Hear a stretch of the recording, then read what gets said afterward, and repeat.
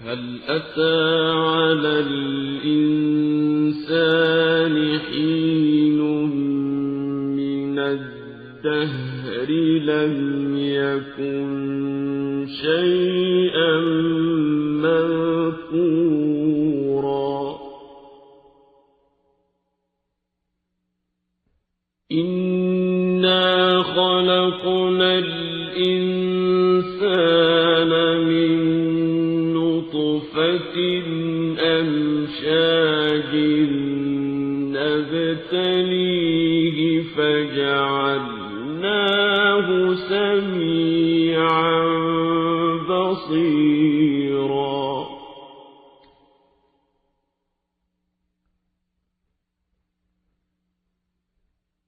إنا هديناه السبيل إما شاكرا وإما كفورا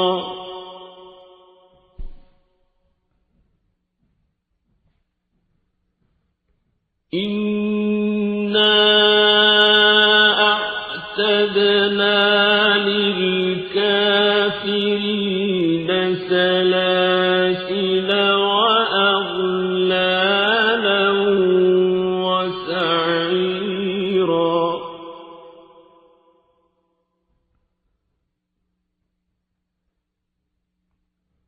إن الأبرار يشربون من كأس كان مزاجها كافورا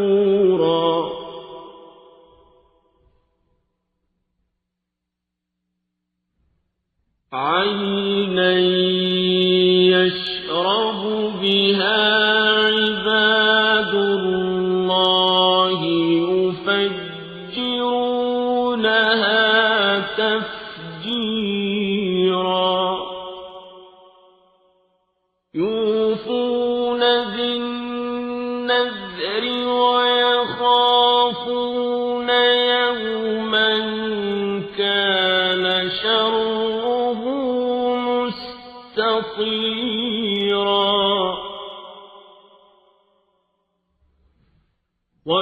ويطعمون الطعام على حبه مسكينا ويتيما وأسيرا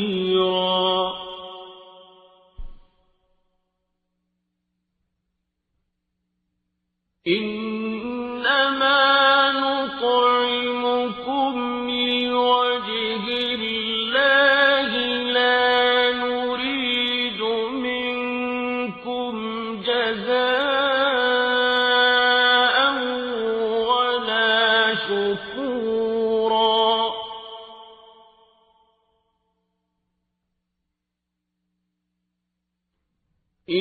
إنا نخاف من ربنا يوما عبوسا قمطريرا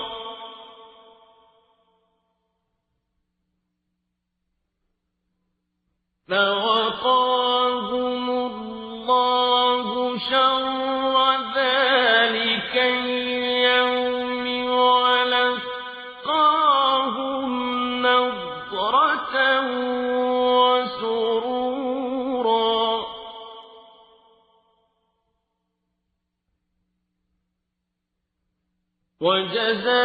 وجزاهم بما صبروا جنة وحريرا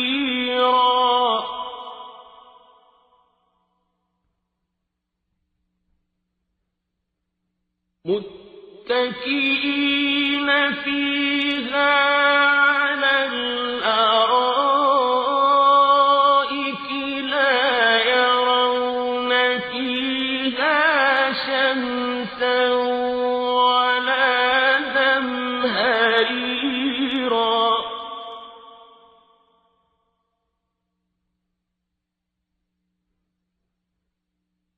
ودانية عليهم ظلالها وذللت قطوفها تذليلا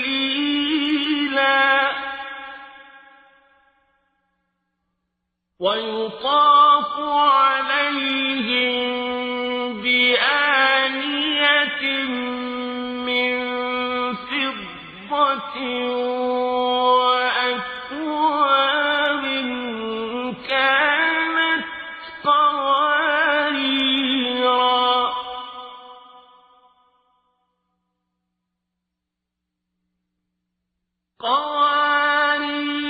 من فضة قدروها تقديرا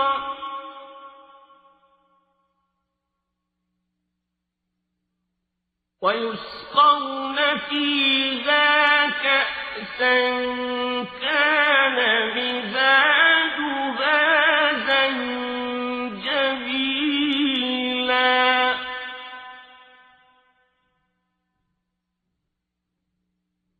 عينا فيها تسمى سلسبيلا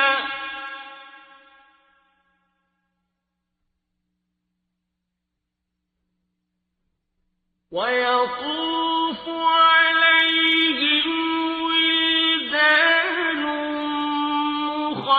مخلدون إذا رأيتهم حسبتهم لؤلؤا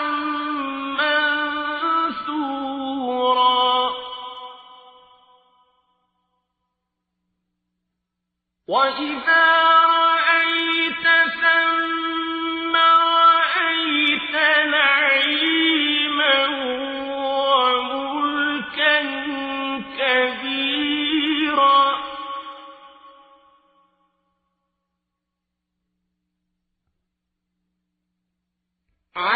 عاليهم ثياب سندس خضر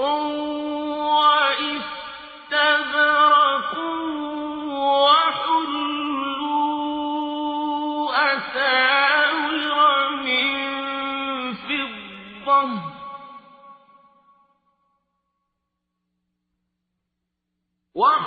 وحلوا أساور من فضة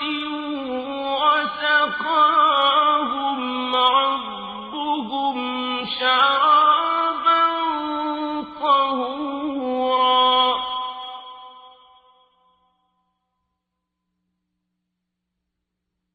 إن هذا كان لكم جزاء وكان سعيكم مشكورا. Sura Al-Insan. Ang tao, sa ngalan ng Allah ang mahabagin, ang maawain. Katotohanan, hindi ba dumaan ang panahon sa tao na siya ay bagay na kahit bahagya ay hindi man lamang nababanggit? Katotohanan, nilikha namin ang tao mula sa natfa amsaj. Ito ay isang pagsubok kung sino sa tao ang may pinakamabuting gawa. Tingnan ang sura, versikulo 67, kapitulo 2. Upang bigyan siya ng pagsubok, kaya't amin siyang ginawaran ng kakayahang makarinig, makakita. Katotohanan, aming ipinakita sa kanya ang landas. Ipinaliwanag at binigyan linaw sa tao ang landas na dapat niyang tahakin, subalit pinili niya na pagiging bulag kaysa sa patnubay. Si Abu Malik Ash'ari ay nagsasalaysay ayon sa pagtatala ni Muslim na ang sugo ng Allah ay nagsabi, lahat ng sangkatauhan ay nagigising sa umaga bilang mangangalakal ng sariling kaluluwa. Maaari niyang ibinalanggo ito o kaya ay palayain. Sahih Muslim, Volume 1, Hadith bilang 203. Magpasalamat man siya o hindi magpasalamat ay nasa kanyang pagnanais. Katotohanan, aming inihanda sa kanila na kafirun ang mga tanikalang bakal, mga sakal na yari sa bakal, at ang sair, lagablab ng apoy sa impyerno. Katotohanan ang mga abrar,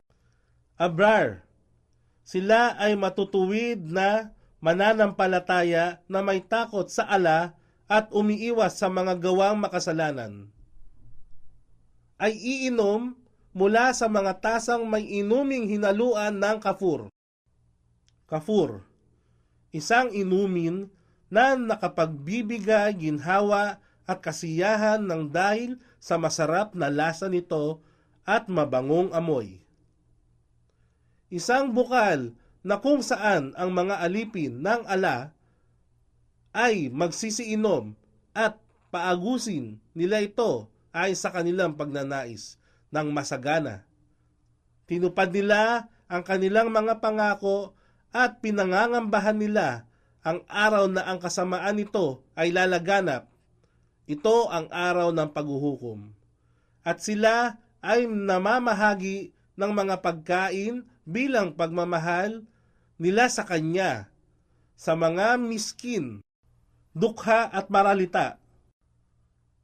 Isinalaysay ni Abu Huraira, ang sugo ng ala ay nagsabi, ang isang taong nangalaga, kinupkop ang isang balo na matayan ng asawa, o isang dukha ay katulad ng isang mujahid, taong nakikipaglaban sa landas ng ala, o katulad siya ng isang taong nagsasagawa ng pagdarasal sa lahat ng gabi at nag-aayuno ng lahat ng araw.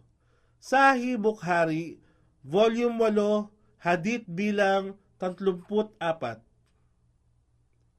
Sa ulila, isinalaysay ni Sal bin Said, ang sugo ng ala ay nagsabi, ako at ang taong kinupkup ay isang ulila at inalagaan ito ay makapapasok sa paraiso ng katulad nito. Pinagdikit niya ang kanyang daliring hintuturo sa gitnang daliri na magkasama. Sahih Bukhari, Volume 7, Hadith bilang 265. At bihag, nagsasabing, kami ay nagpakain sa inyo alang-alang sa ala lamang. Hindi kami naglalayon ng anumang pabuya o pasasalamat mula sa inyo. Katotohanan, kami ay nangangamba mula sa aming raab ng isang malupit at nakapanlulumong araw na ang mga mukha ay magiging kakilakilabot, ang anyo sanhi ng labis na pagkamuhi dito. Kaya iniligtas sila ng ala mula sa kasamaan ng araw na yaon at ipinagkaloob sa kanila ang nadra, sinag ng kagandahan at kaligayahan sa kanilang puso. At ang kanilang kabayaran ay paraiso at sultang kasuotan ng dahil sa kanilang pagtitiis. Sila ay nakasandig mula rito sa mararangal na sandalan, at dito sila ay hindi nasisilayan ng labis na init ng araw o ng nanunuot na labis na lamig. At ang lilim ng hardin ay kusang lalapit sa kanila, at ang nagkukumpulang hitik na bungang kahoy ay mabababa at naaabot. At sila ay aabutan ng mga sisidlang yari sa pilak at kopitang kristal. Kawarir. Kawarir, ito ang kaputian ng pilak sa aninag ng salamin. Ang kawarir ay yari sa lantay na salamin. Kaya dahil sa kanipisan nito, maaninag ang anumang laman nito. At Tabari, versikulo 24, kapitulo 103. Malinaw na kristal, yari sa pilak. Kanilang sinukat ito ayon sa nais nilang sukat. At doon sila ay dudulutan ng inuming nasa kupita na hinaluan ng zanjabil, luya.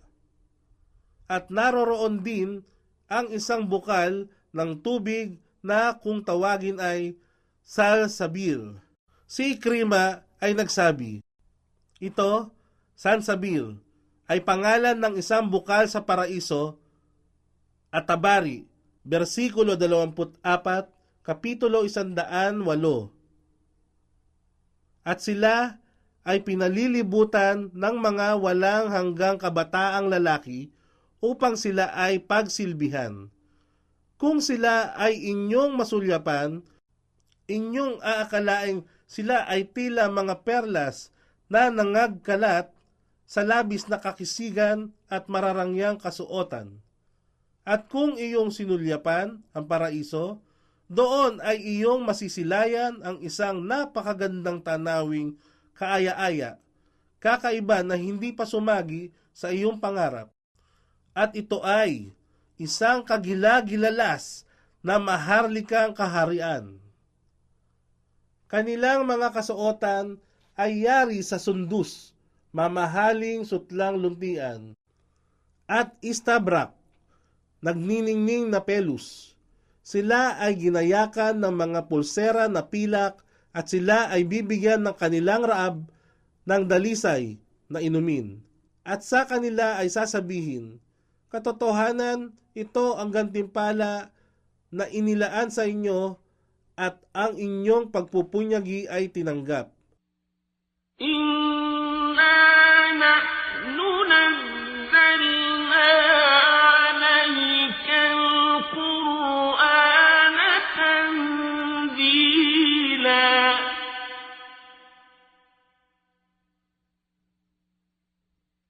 Fasbir li hukmi rabbika wa la tuti' منهم آثما أو كفورا واذكر اسم ربك بكرة وأصيلا ومن الليل فاسجد له وسبحه ليلا طويلا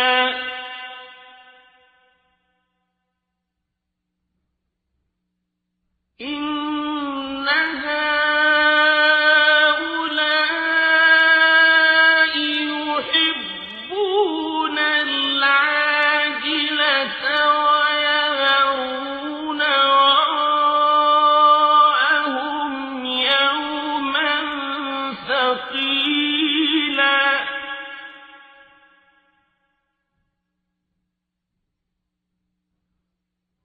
نحن خلقناهم وشددنا أسرهم وإذا شئنا بدلنا أمثالهم تبديلا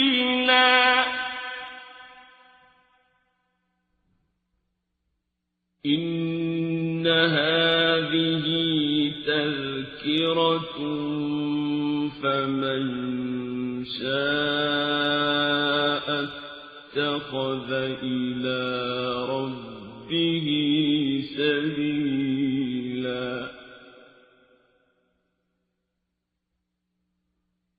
وما تشاءون إلا أن يشاء الله إن الله كان عليما حكيما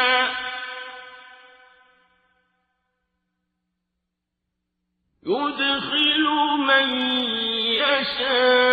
يشاء في رحمته والظالمين أعد لهم